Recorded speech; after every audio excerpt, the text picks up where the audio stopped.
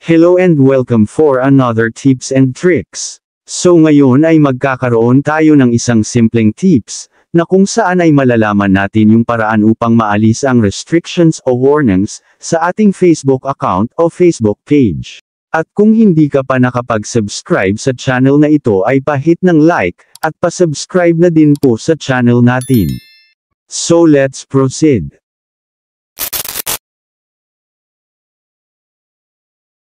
So ang first step natin gagawin ay i-open ang ating Facebook account o Facebook page.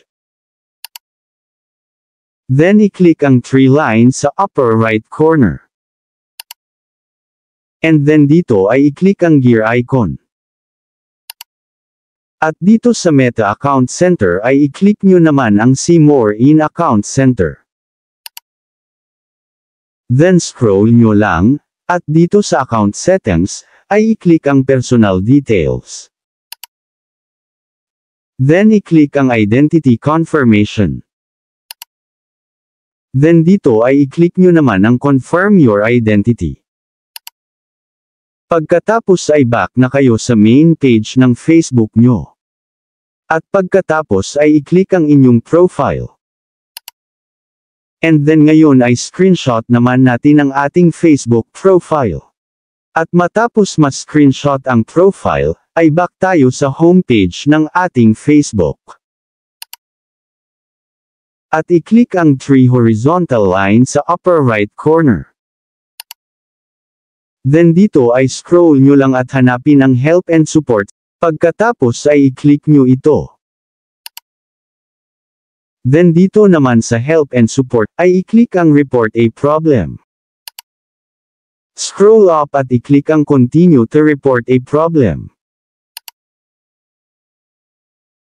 Scroll nyo uli, at sa may ibaba ay i-click ang Include. Then dito ay scroll nyo pataas, at hanapin ang profile. Then i-click nyo ito.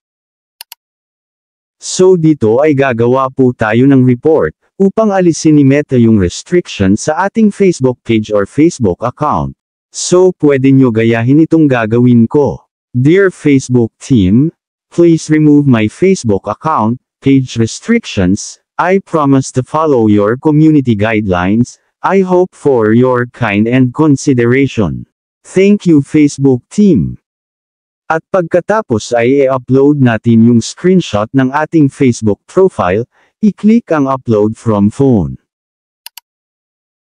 Then madirect tayo sa ating photo gallery, select nyo yung screenshot ng Facebook profile ninyo. Then pagkatapos ma-upload ay i-click nyo na ang Send Report, o kaya naman sa ibang device ang nakalagay ay Submit Report, sa may upper right corner ng cellphone nyo.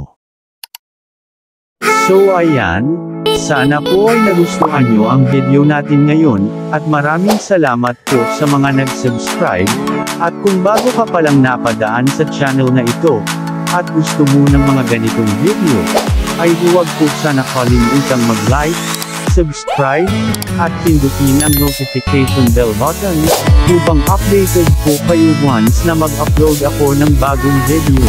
So thank you for watching, and God bless po sa lahat.